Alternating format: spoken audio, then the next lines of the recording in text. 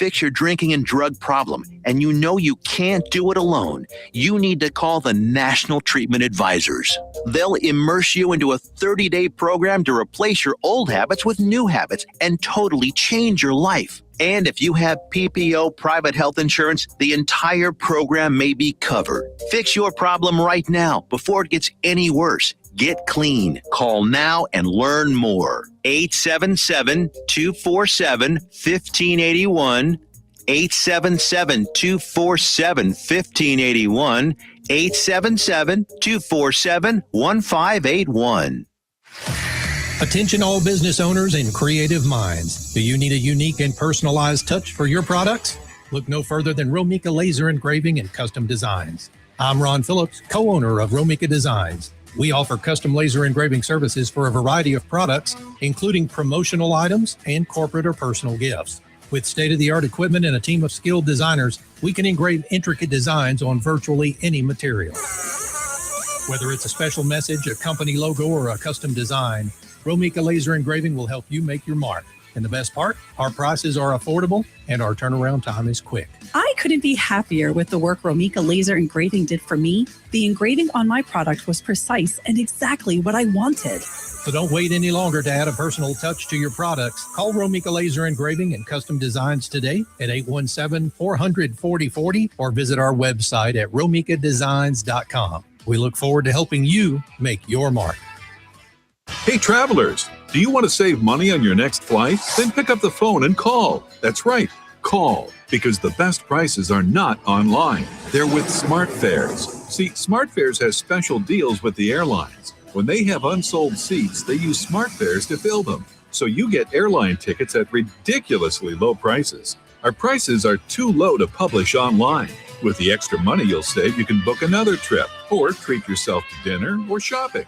So stop searching all of those travel sites to find the lowest price on your next flight. Let one of our SmartFares expert travel agents find ridiculously low prices for you. Call SmartFares today and get the best price on your next flight. Guaranteed. Also, save up to 50% off business and first class tickets. 855-325-1820. 855-325-1820. That's 855-325-1820.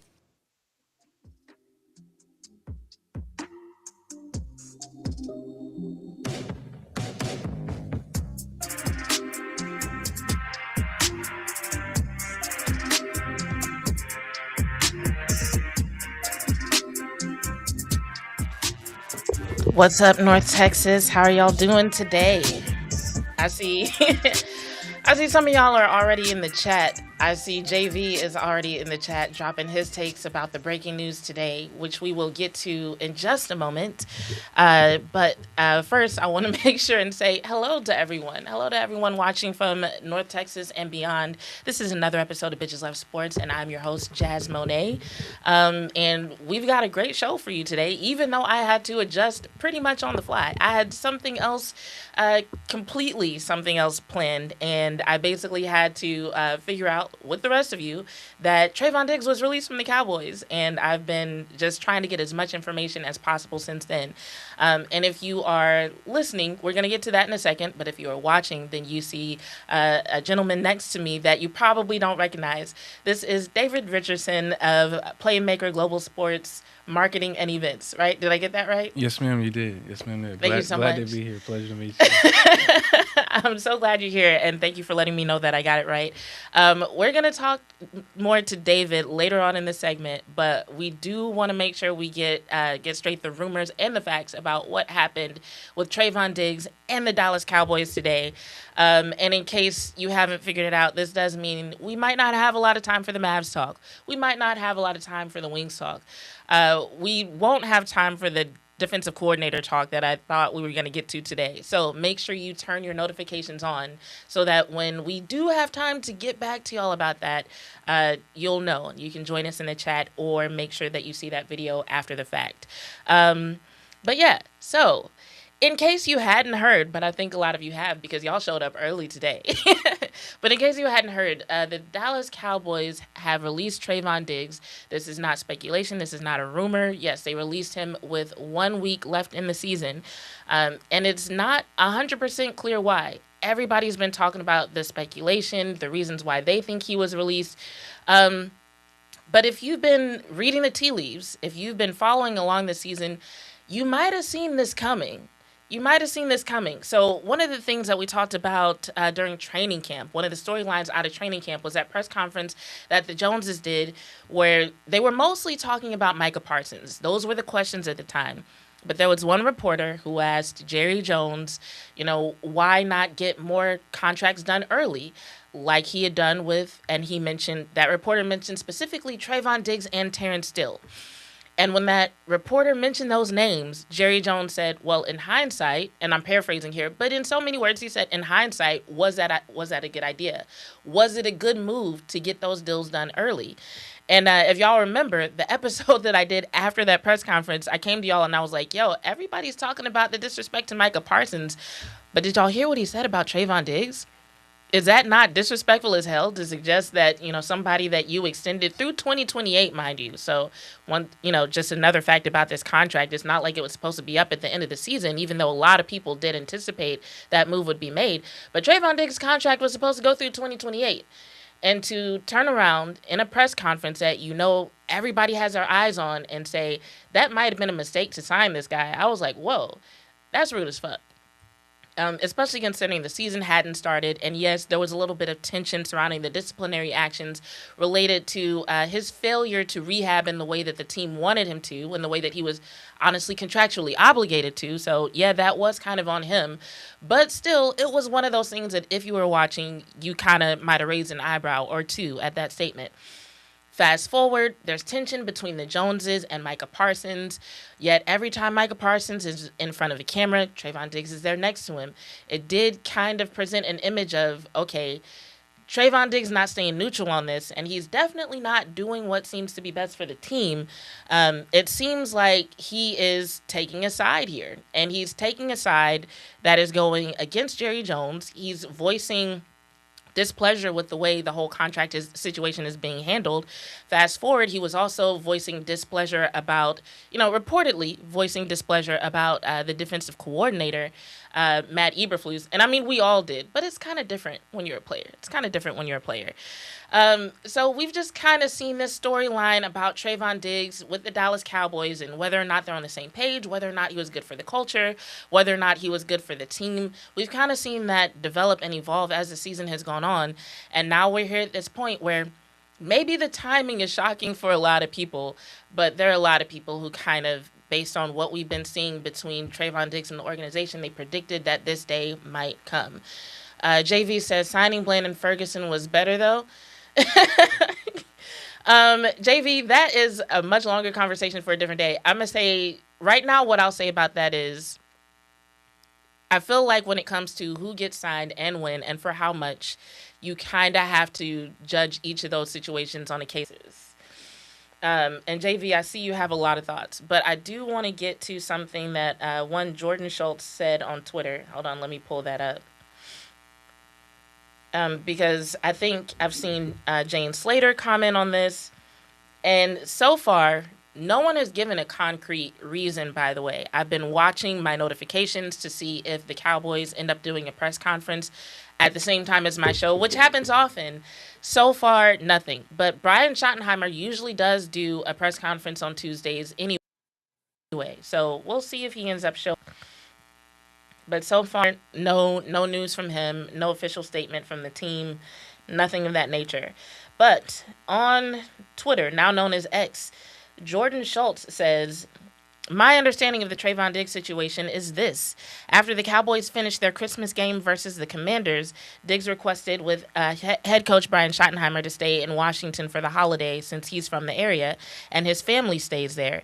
Players often ask for, and are usually granted, additional family time during the holidays if the schedule makes sense. Dallas played on Thursday, so they had about 10 days until their next game. Schotty denied the request. Diggs again said he wanted to be with his family and that if he went back to Dallas, he'd just be flying right back on the first flight out, especially with players having several days off. The team vehemently denied his request again. And then today, the team released him. Diggs is healthy and ready to join a new team for the playoffs. Now, the details around the denial of that request have not been released to my knowledge. If y'all are watching and you know anything, feel free to share it in the chat. Feel free to DM me a link if you're following me on any platform where you can do that. But we've heard in the past about Trevon Diggs being less than receptive to feedback, to changes within the organization.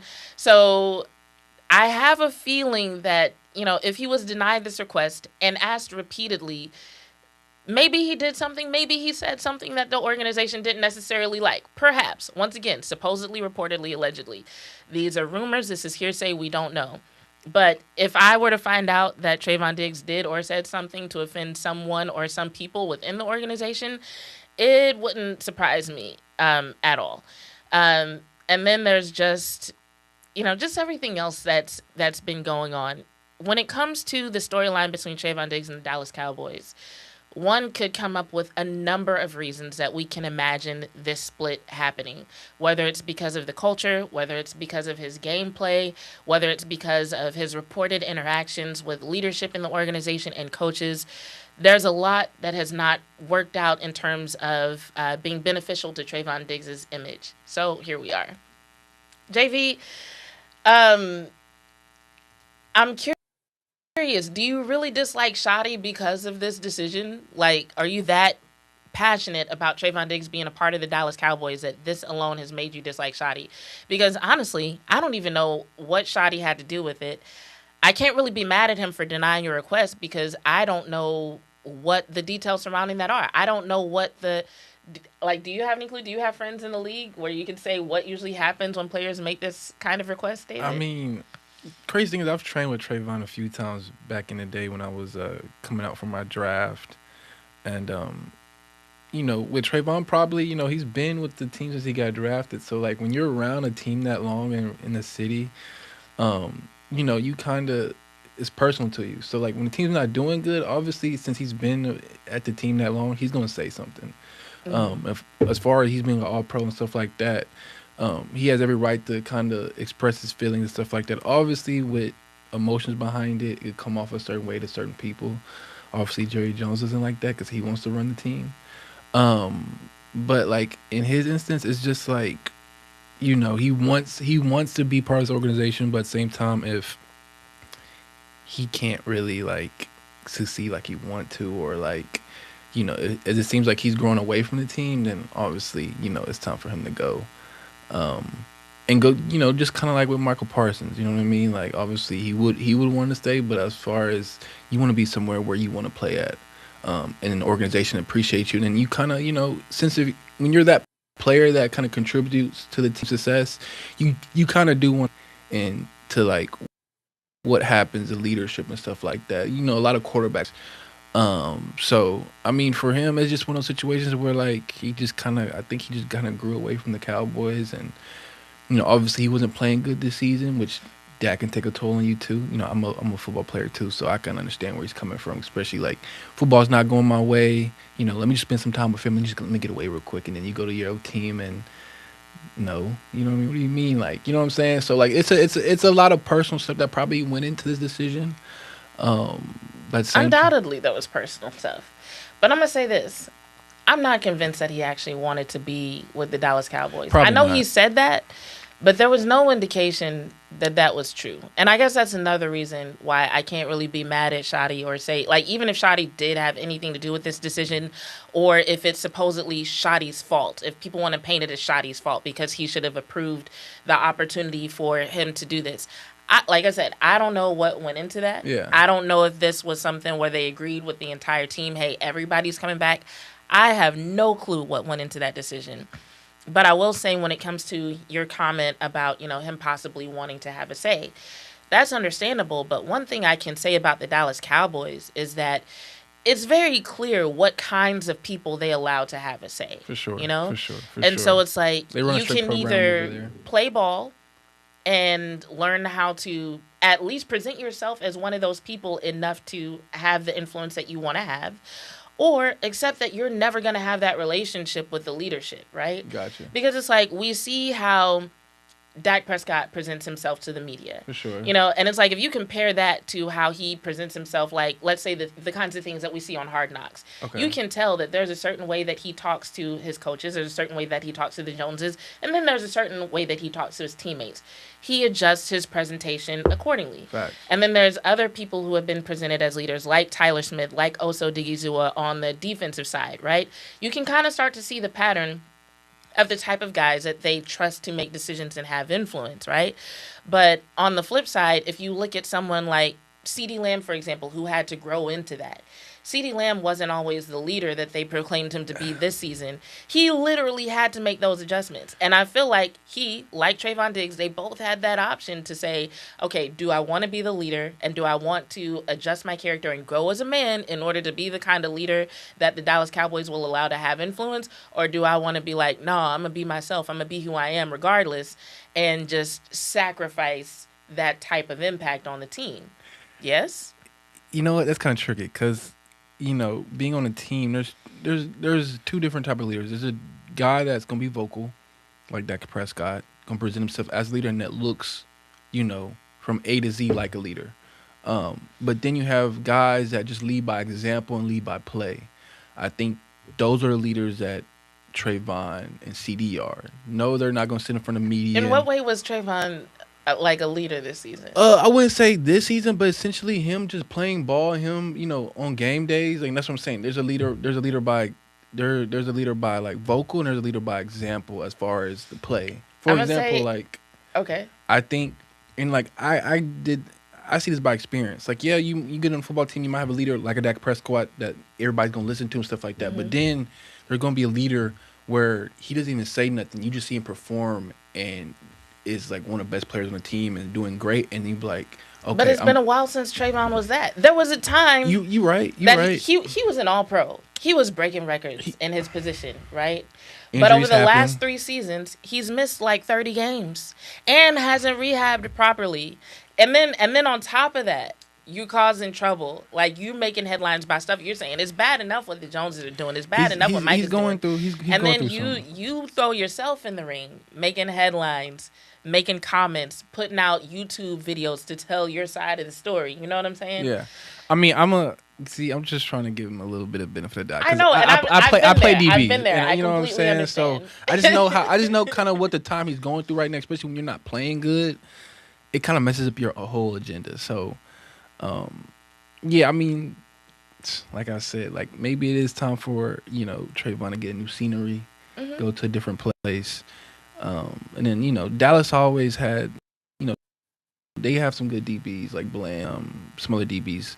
So I think they'll be good without them. I mean, they've been 2 years they've been playing without Trevon. So, I think they'll be good, but I think, Trevon just needs a different scenery and stuff like that. I definitely understand you wanting to give him the benefit of the doubt. I don't blame you. I have at various points during the season, I've felt compelled to do the same thing. Like, there are some people who might say like, nah, in such and such episode, you was kind of soft on him. And they might be able to say that more than once. Because, I really did want to see him bounce back. Like, the defense was good when Trevon Diggs was good. I enjoyed watching him play when he was playing at his best. Of course, I want to see that again. Yeah. But at the same time, I can't deny the reality of the situation, which is that there was no good news coming out of that locker room about him. Trevon. Nothing you heard about Trevon Diggs this entire season was good. Nothing was redeeming. Nothing. There was not even any news of him, trying to redeem himself. I think I even made the point at one point because there was some press conference when Brian Schottenheimer was talking about him, and I was just like, they asked him about Trevon Diggs, and, Brian Schottenheimer said that they were looking forward to him coming back, and I was like, yeah, but, they're not talking about him the way that they were talking about, CD when he was injured during the season, for example. You know what I'm saying? Or other players that have suffered injuries during the season. You could kind of tell that the vibe, the tone was a little bit different when Brian Schottenheimer was talking about Trevon Diggs coming back. So while he said, yeah, Trevon is rehabbing, we're looking forward to bringing him back, the vibe was different, and honestly, the vibes have been bad. It's felt toxic, even for people who had no idea what was going on this season. I think even just from hearing the rumors, you kind of got the idea that, like, things aren't really looking good. Now, I personally didn't expect them to make this change at this point in the season. I feel like for them to do it with one game left, something must have happened. And as far as the rhetoric of him maybe going to a team and playing in the playoffs, it would have to be a team that actually needs that kind of depth. Because, like, for 1 week... And there's a couple teams like that. Yeah. Do you have any in mind, or you just kind of know off the top of your head there's a couple? The Eagles are short. That's a rival. I mean, that's a rivalry team. That would be crazy. That would be crazy. I mean, the Buccaneers, not the Buccaneers, San Francisco, they need some help with DB. Who else? I mean, I ain't gonna lie, with a talent like Trevon... Well, Deshaun in the chat seems to think he should go to Tampa Bay.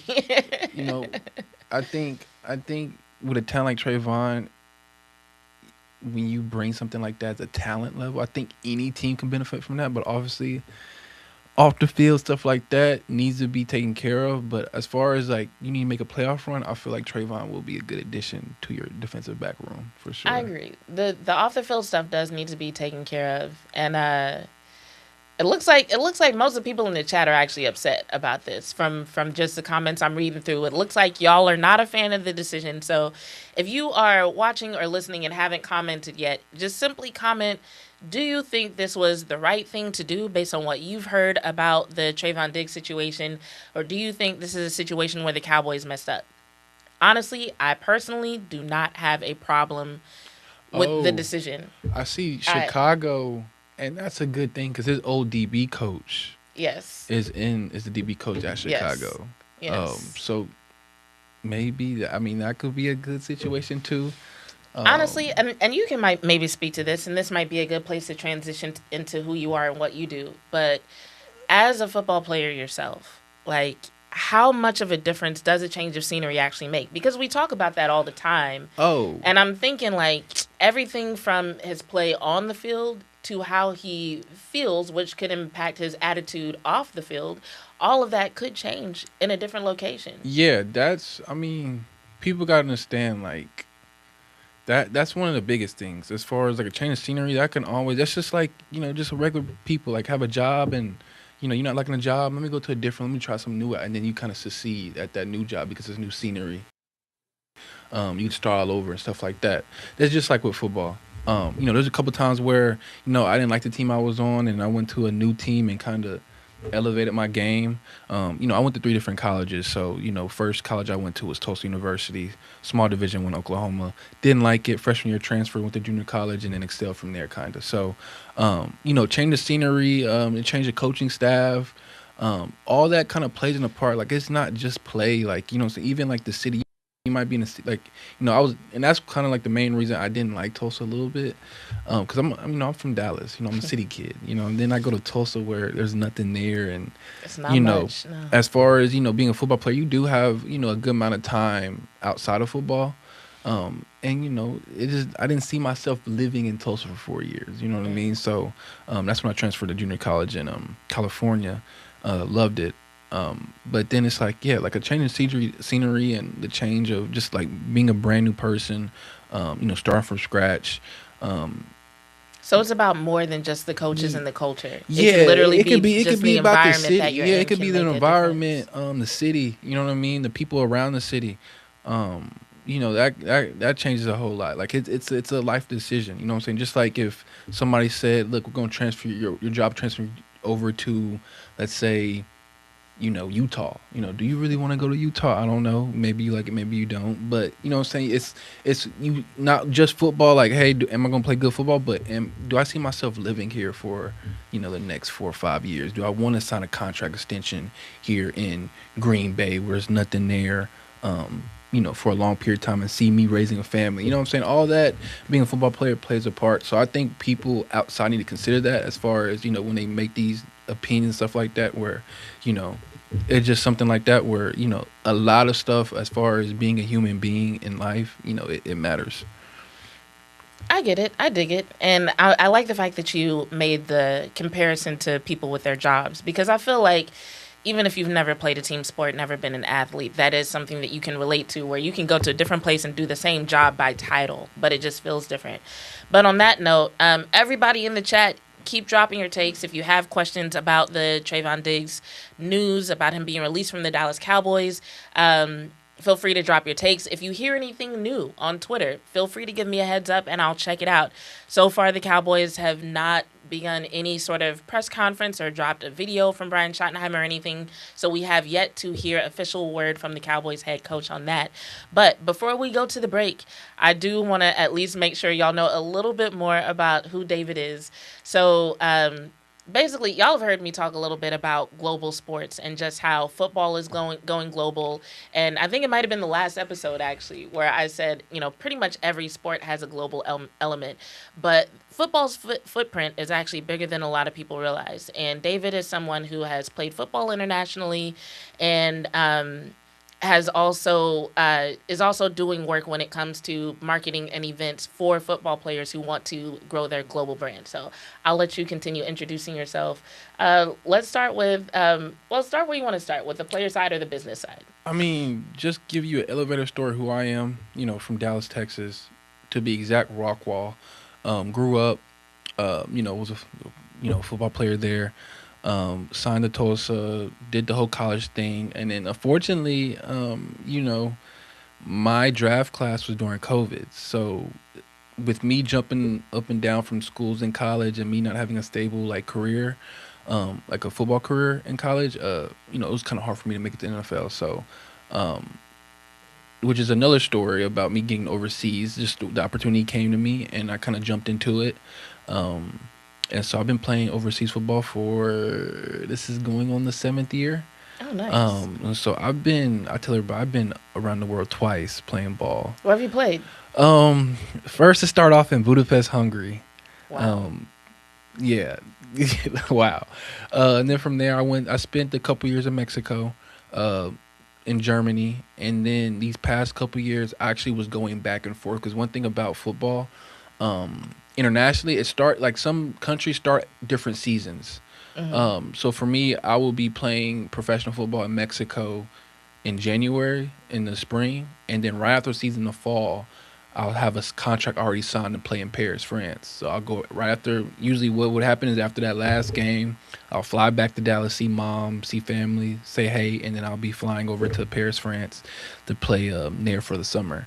Then come back around October around and have 3 months off season and get right back into it. So that's gotta be crazy culturally to go from Mexico, stop in America, then go to Paris, and then do it again. Even just me learning the new languages, I still haven't yet to learn, at least be able to have a full conversation in these languages, due to the fact is because, I'm in Mexico speaking Spanish, or trying to speak Spanish. Mm-hmm. And then I get back to the States, gotta speak, not even thinking about Spanish now. Now I'm speaking English, and then now I gotta switch over to French, and it's my mind hasn't worked like that. What I'm saying? What language do they speak in Hungary? Hungarian, and that it sounds like noises. It doesn't even sound like words. It's I don't think I've ever heard Hungarian. I just assumed they spoke, because how some countries they'll speak a different. For sure, no, it's Hungarian. I don't even think I know one word from Hungary, to be honest with you. It was so long ago, but yeah, I mean, like I said, I've been playing overseas for 6 years.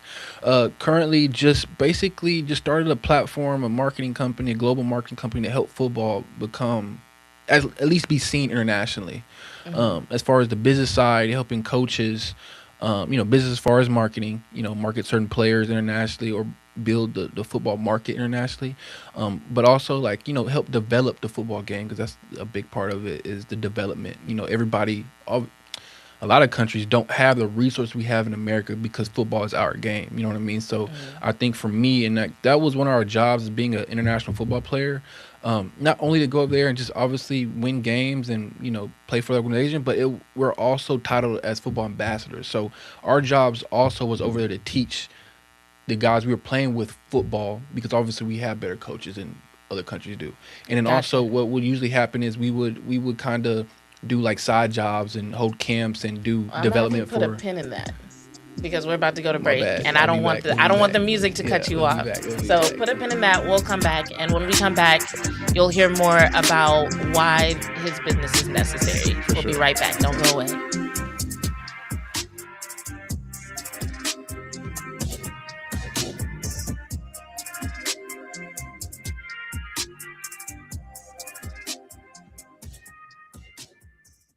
Have you ever met a single person in your life that enjoys paying taxes? No, no one does. If you can't sleep at night because you have a huge problem with the IRS, I've got some free advice for you. This service is strictly limited to individuals that owe the IRS $10,000 or more in back taxes. And if you qualify, we can guarantee that you won't be writing a big fat check to the IRS, or our services cost you nothing. The first 100 people that call today will get a free tax consultation worth $500. Stop worrying about your IRS problem. We can help you, we promise. Call the tax doctor right now. I mean right now, to learn more. 800-240-4587. 800-240-4587. 800-240-4587. That's 800-240-4587.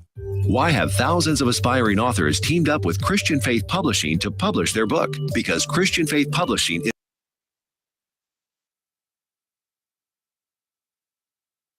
is more than just a book. We provide authors professional book editing, award-winning design, and some of the highest royalty structures in the publishing industry. And as always, you will retain 100% of the rights to your book. I was looking to find a company that I could trust, one that assisted in the editing process completely.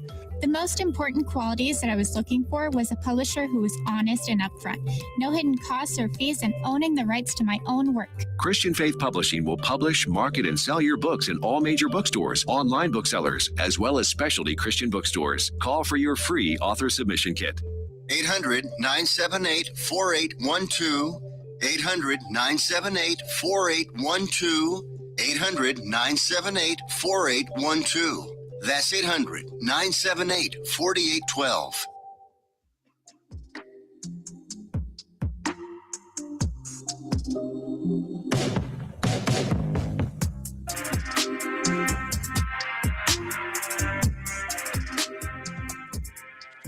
And we are back.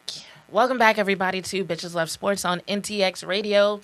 In the first segment, we spent a lot of time talking about Trevon Diggs being released from the Dallas Cowboys, but I've also got Mr. David Richardson here with me of PLYMKR. I'm going to just call it PLYMKR.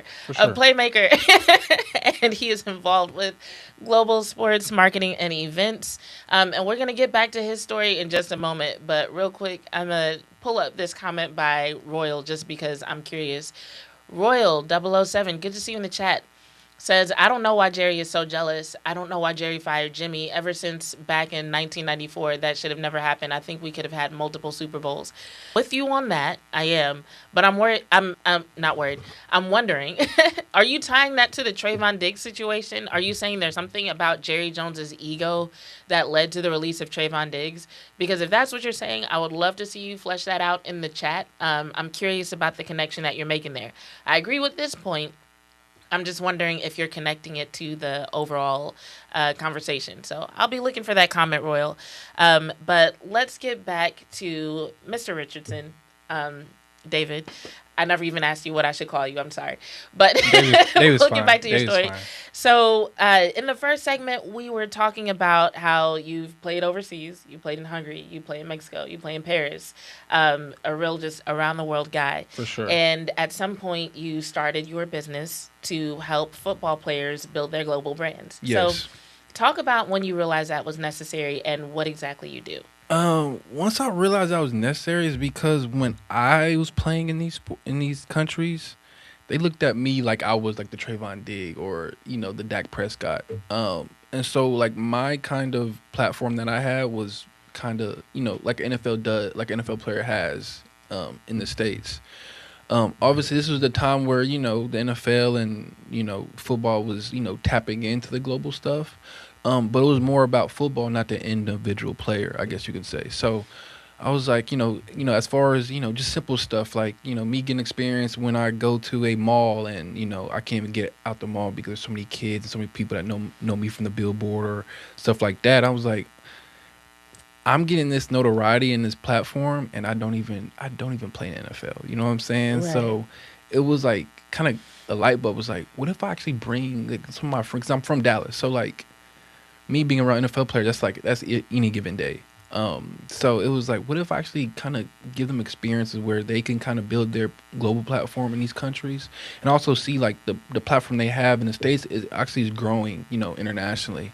So that's kind of how I started, and that's kind of like really, to be honest with you, that's the only reason why I kept playing ball, is to get these networks and kind of build this network that I have now, to help these guys. So for example, the season's finna end in 2 months, so after that they're gonna be traveling.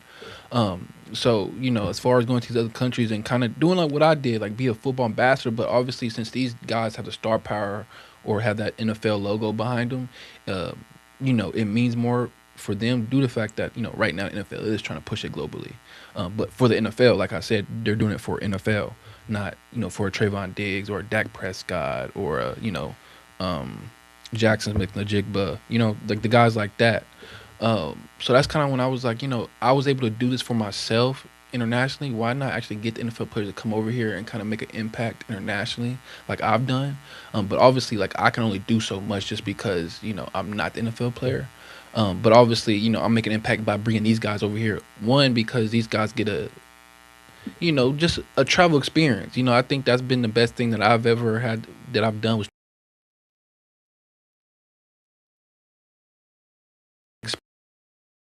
kid and get to interact with these guys. Most of them got to do it from a phone, internet, and they're fans, but it'll mean more if they can actually, they'll throw a camp out there and they go to camp and get to learn some techniques from these guys. So it sounds like what you're saying is, as big as these guys are in America, they could be even bigger in a global sense. Huge. Just by having the right connections and getting in the right place. And I kind of, obviously being in the business, seeing everything, because like when I was traveling, obviously football is not the biggest sport in Mexico or in Europe. It's soccer, basketball. I'm sure it's not the biggest in Hungary. No, for sure not. Tennis, pickleball, stuff like that. So when I was actually, I'm actually going to these sports events. I've been to a couple PSG games, been to a couple of games in Mexico as far as soccer. Oh. And it was like those sports, and it's kind of like I said, it's way different than, because here it's football. Mm-hmm. And so when I went over there, it was almost like these guys, like these soccer, for example, like I can pull up right now a regular 6-man off the bench soccer player. He has 15 million followers just because soccer is an international sport. Wow. Same thing as a basketball player. Like since basketball is an international sport, when these dudes get drafted or whatever, they automatically get put into an international platform because, this goes way back in time when Yao Ming, Tim Duncan, Manu Ginobili, basketball really has international you know what roots I'm saying? right now. Even these basketball guys, even what I want to say, this past summer, I think Ja Morant went on a global tour, and when he came back, they was like, "What did you kind of realize?" He's like, "I realized I'm global." You know what I mean? Like I have a global presence, and that's because to think about. Yeah, you know what I mean.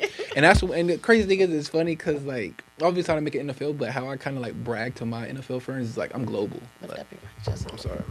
You're good. I'm global. Like I can call somebody right now in Budapest, Hungary, and make sure when I get over there, I'm taken care of. You know what I mean? So going back to like the sports and stuff, like soccer or stuff like that, like those are global sports where these guys. And even like getting straight into the business, like when they get these Nike deals or these Reebok deals, Reebok has to come correct with the money amount because it's an international campaign now. With the football guys, it's only domestic, so we're only gonna give you money for what you can do for us in the States because we know you don't have a global reach. So you're saying a football player who takes his American brand, like even if they're a star here already, if they were to start making attempts to go global, they could make even more money. For sure. Maybe even with the same companies that they're already working with. For sure. Just by having a bigger. Because that's just like if I was a brand, I'm doing business with you. I want to how much reach can I do from giving you this a money amount or doing business with you? How much my brand will have reach? If I know you only have reach in Dallas, and I want, you know what I'm saying, like it's cut off right there. Or only in America, only as in America, opposed to America. You know what I'm saying Europe now? Because like if we have somebody right here, you only have reach in Dallas. Cool. I need the Dallas market, so I'm gonna do business with you. But then I have this other person that has, all the United States. Obviously, I have to give that person more money or more opportunities or more resources, to make sure that happens. Do you think football players know that? Are they taught that? I feel like they just haven't looked into it. I feel like right now, actually right now they're looking more into it just because, we're having these games overseas and stuff like that. But like I said, like that's the NFL doing something for the NFL, not for. And one thing we know is that when it comes to players, the NFL will do its thing, but players do kind of have to look out for themselves a little bit. Exactly. So I think, and that's what I'm trying to get more guys to realize, especially like, saying like the schedule already came out for next year. Most of the teams do. So like you already have an overseas game this summer. Why not already be in that country in the summer, spend some time in the country, build that fan base? So when you go over there for your game in the season, you already got a fan base already over there. You know what I mean? Just little stuff like that. I just feel like right now it's getting there. But like I said, individual players need to realize that what they can do personally for their personal brands, and kind of build that up. And like I said, I was able to do that for me, and I ain't even touched the NFL football.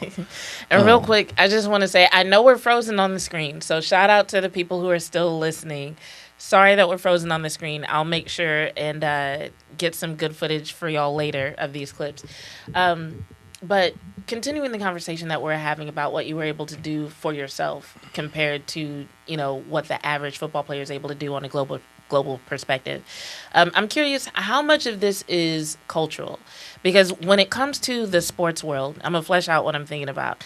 When I think about basketball, soccer, and tennis, I feel like they mesh better with the cultures of other countries, whereas Correct. what we see or what we think about when we think about the culture of American football, of NFL football, what we think about, it doesn't feel like something that would blend as well in Europe, in Asia, so on and so forth. So have you noticed a little bit of cultural resistance when it comes to the game of football? For sure, a little bit, especially being these different countries. And like I said, that just goes back to like football just never was established in these other countries to be involved in the culture of these other countries. Basketball's been that for years, hundreds of years. Soccer the same way, tennis, you know what I'm saying? So they've already established this mesh in the culture.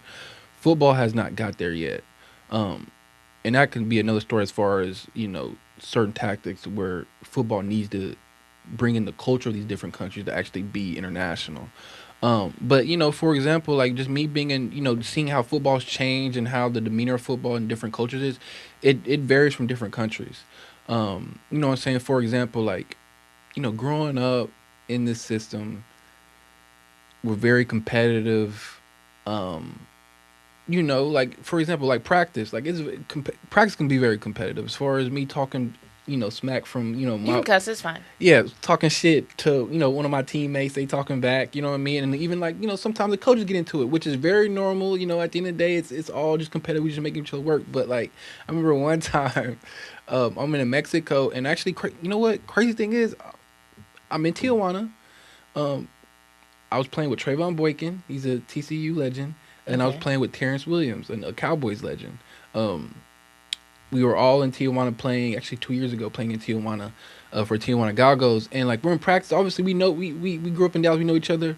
We're in practice, competing, talking shit to each other, back and forth. And it got so heated where, obviously, we know it's not that serious, but the Mexican players don't.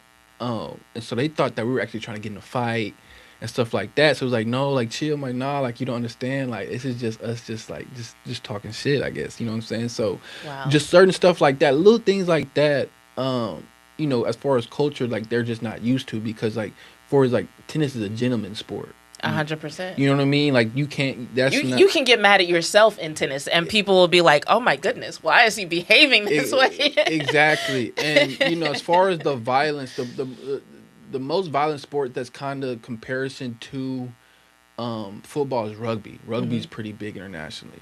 But as far as like it's physically violent, but even then from like I would say the sportsmanship has to be there. Now the after parties I hear get crazy. Yeah, for sure. What's up, your mic again? I'm sorry. But the reason why I asked about this was because in the NFL, it feels like these these rules about sportsmanlike conduct and a lot of these, what I consider ticky-tack penalties. For sure. There have been guys who've literally gotten a flag thrown for actually not even pointing, for looking at another player the wrong way. And I was just like, is that related to the international expansion? Like, is it? You know what? I've never thought of it that way, but maybe. You know what? That makes a good point. Because, as far as sports internationally, culturally, sportsmanship is a big thing. Mm-hmm. Even actually another culture thing that we do that I've realized playing in Mexico through the game. You shake hands with the teammates, right? Mm-hmm. And then every time the game ended, you shake hands with teammates, and then you had to go around and shake hands with all the fans that were around the thing. Yeah, we do that in roller derby too. And that was everything. And then sometimes, like for the away games, they would have the fans would have a chant for the away team, and be like, pretty much, thank you. Thank you for the competition. Thank so you it'd for be being really here. awkward if you cussing out a player on the opposing team. Yeah, but the I mean, whole that game, was, and I then ain't gonna lie, afterwards you're like, football, oh, thank you for that was happening. It's just sometimes we just couldn't understand the players because it was in Spanish. You know what I mean? Or they couldn't understand that because we were in English. But, at the end of the day, it's very sportsmanlike. So I think like I said, that's a cultural thing that, might get adjusted. But then again, I grew up a different way. Like football, like that was part of the game, trash talking. I want it to be fun. So and it's a bunch of emotion. So sometimes all these antics afterwards, it's just emotion coming out because I'm so into the game. And that's just, if you want good, a good product on the field, emotion, you want to see that from the players. But like I said, sometimes, obviously don't go overboard, but I feel like some of the stuff, like the taunting stuff, we can let that slide a little bit. Maybe. I would say from an American perspective, we absolutely can let it slide. But from some of the things that I've seen overseas, I don't know. It depends on how much Americans are trying to sell this game. And so we're about to get a little bit deep, but my audience is used to me nerding out on them. But let's talk about Japan, for example, right? For sure. So Japan has the X League. That's their. Have you ever played in Japan? No, actually, crazy backstory about Japan. Actually, leaving from Mexico, I was a Japan team was the first team that called me to go over there. So actually, I was getting my visa to go over to Japan. Okay. Something happened? In the midst of that, an old coach that I came in cross with got the head coaching job for the Paris team. And that's how you ended up in Paris. He reached out to me. I was like, either Paris or Japan. I was like, I've never been to Paris. Plus, I already know this coach. And then one thing about me, I just wanted to go to a good coaching situation too. And he was a coach that was at Vanderbilt too and stuff like that. And then it was it was gonna be a culture shock to go to Japan. I don't think I was ready for that yet. It would have, but I'm a weeb, so the idea doesn't bother me. But I can see how anybody might be like, Paris, Japan, yeah, I'm going Paris. But okay, so Japan, for example, they have their X League. That's their football league. Mm-hmm. Hey, Chris Johnson, I see you in the chat. What's up? But they have rules related to sportsmanship to the point where not only do they not want players displaying certain levels of aggressiveness, but it's if it's a televised game, they won't even show it on TV. They don't want that kind of thing influencing their culture. And there seems to be an understanding in a lot of countries. I just think in certain countries, it's stated more explicitly that entertainment and sports will impact a culture. And what we see in Japan right now from a political standpoint, a lot of people are talking about oh, they're so unfriendly to foreigners. What's actually happening is that there's been an influx of tourism in Japan. And the more people who go over there, more people are inspired to stay there. Last time Japan got a little bit lax when it came to people not from there going over there, they started to notice a difference in their culture and in their society. They didn't like it. They didn't like it. And so they were like, no, we're pushing back against that. And so that's why, while it does kind of seem like the kind of thing that countries should be willing to compromise on, I feel like when it comes to the culture aspect, no, there are some countries who take it that serious. Yeah. And will be like, no, we are not bringing your product here until y'all get it together in terms of your behavior and your language. So I could absolutely see the NFL taking that really seriously. Japan runs a strict program especially over there. with flag football becoming a big thing. Oh yeah, flag football is actually in Mexico. Mexico has the first ever professional women's flag league. Yeah, America's trying to follow up with that. They are. Actually, I don't know if people know about it, but Blake Griffin, his investment group actually invested $100 million into the Mexican Football League that will also invest into that women's professional league. Actually, the Diana Flores, she is the quarterback for the national team for the Mexican team. She's the ambassador. Got to meet her a few times. Great woman. But Yeah, flag football is the big thing, and one thing that I've always liked about the way it's going now, as far as flag football, it can be a women's sport too. You know what I mean? At first, like football was mainly a football men's sport. You know what I'm saying? And that kind of deteriorates away from it being global because all these global sports, women also play it too. Yes. Basketball, tennis, so forth and so forth. That's So I'm dope. glad we was able to kind of, and then also too, it's so expensive to play football. Oh, really? You know what I'm saying? The helmet, the Oh, equipment. all the You know what I'm saying? equipment. A lot of Okay. people, a lot of people can't afford those equipment. You know what I'm saying? Especially overseas. Most of the time, most of the like the clubs or the youth teams in Mexico were donated. You know, from the states for those helmets, stuff like that. Because like Wow. a football helmet's $400. Short past $300. Cleats, depending on which ones you're gonna get, $200. So that's another way these players from the States could probably really impact a team Exactly. overseas. With a flag, all you need is some cleats and some flags, which is probably Does make $20. it more And accessible. on top of that, it's not as one thing because even when I was growing up, my mom at first didn't want me to play football because she's like, I don't want my baby to get hurt. You know what I mean? With flag, you can't do that. You know what I'm saying? It's less injuries. So I actually had the opportunity to coach a flag football team. I learned there can be contact, but you're right, it's not the same as full tackle. yeah, for Nowhere sure. near the So same. It's more like incidental contact. I'm a big thing on women's sports because I was raised by a single mother, so as far as women, like I want them to be on their own. But I'm glad that that's gonna help it football become global is with women being involved because you know how y'all can get when y'all so invest into something, y'all gonna go wall to wall for it. So actually, At least you said something positive because sometimes people start off statements, you know how y'all can get, and I'm just like, y'all do y'all things when y'all investing and stuff like that. So I'm glad we got y'all involved because we know y'all finna push it. And so for like right now, that's kind of what's building the global presence of football is flag football, women's to be exact. You know what I'm saying? They're doing more for women just because they know that now that we got a whole category of people that can actually play football now that used to like we just kind of frown upon. So well, I really look forward to talking to you more about that in future episodes because I feel like you have a lot to offer. Also, there's just so much going on in the world of global sports in general, plus football. Not only do we have flag football ramping up in advance of the Olympics, we've got the FIFA World Cup coming to North America. We've got the Winter Olympics starting in February. There's so much to talk about when it comes to sports on a global level. So I'm glad that we'll have you here. We've got you here today. And if you're watching / listening, yes, David will be back. I don't know when. I don't have a schedule.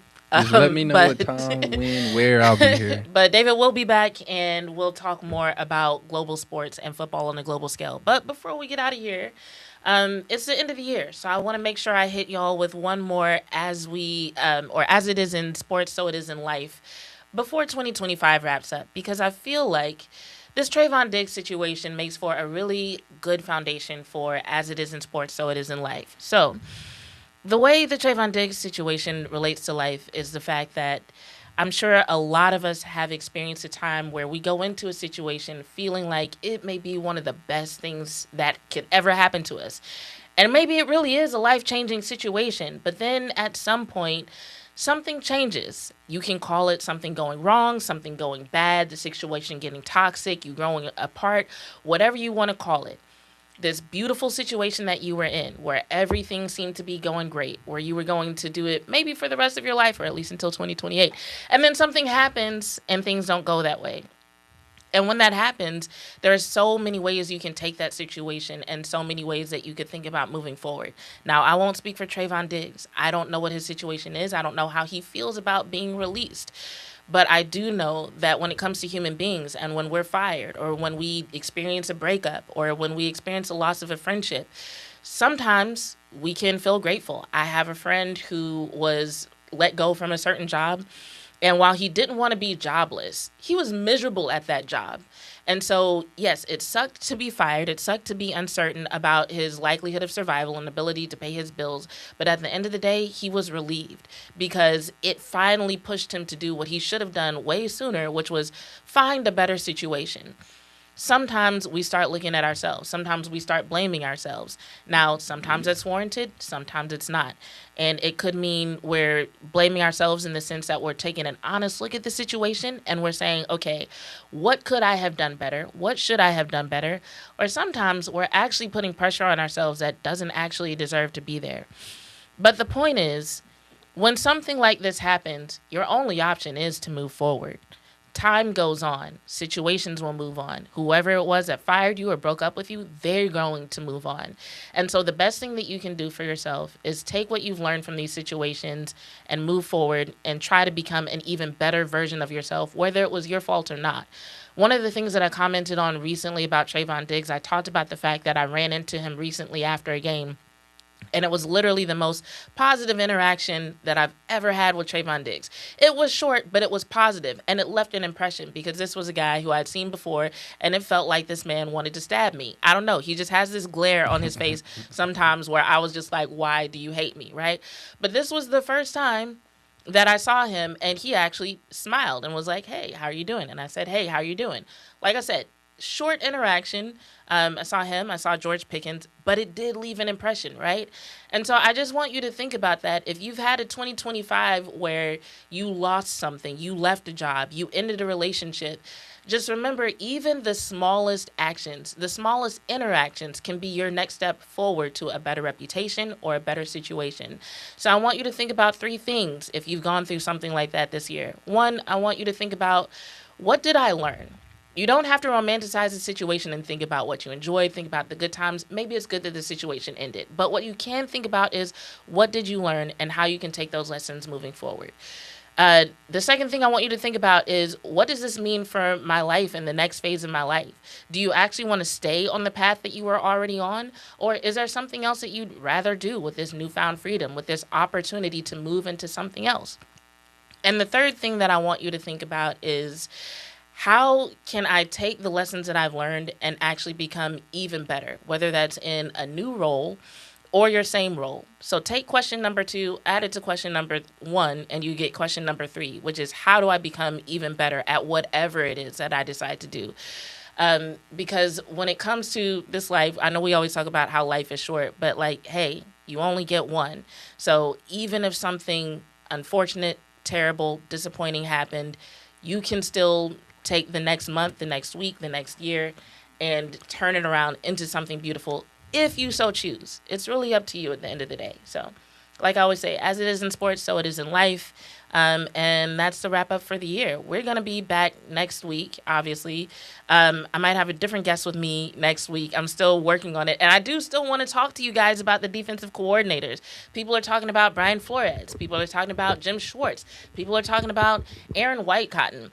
And I feel like there are good conversations to be had about all of them. So keep those notifications on. Like I always say, we have a lot of conversations to get to in 2026. And I cannot wait to go on this new journey of the next leg of Bitches Love Sports with you all. It's my 5th year, you guys. July will be 5 years doing this podcast. Can you believe it?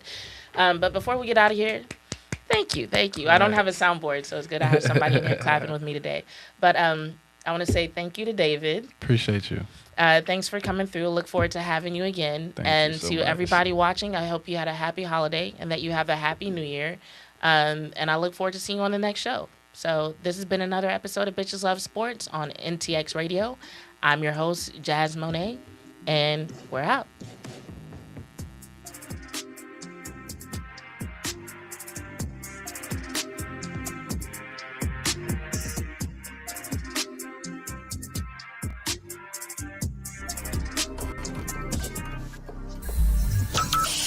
From Burleson to Venus and Grandview to Godley, this is the voice of Johnson County, JOCO Community Radio.